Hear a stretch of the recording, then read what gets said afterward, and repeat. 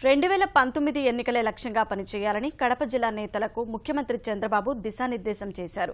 విజయవాడలోని తన నివాసంలో జిల్లా నేతలతో సమావేశమైన ఆయన పార్టీ బలోపేతం, నేతల మధ్య సమన్వయంపై చర్చించారు. బీటెక్ రవి గెలుపుతో జిల్లాలో వైఎస్ కుటుంబం ఆధిపత్యాన్ని నిలువరించామని నేతలు ముఖ్యమంత్రికి వివరించారు. అదే సమయంలో పట్టభద్రుల ఉపాధ్యాయ ఎమ్మెల్సీ ఎన్నికల్లో ఓటమికి సమిష్టి బాధ్యత తీసుకుంటున్నట్లు చెప్పారు. అందరూ కలిసికట్టుగా పనిచేస్తూ వచ్చే ఎన్నికల్లో అన్ని స్థానాలు గెలవాలని ముఖ్యమంత్రి వారికి సూచించారు.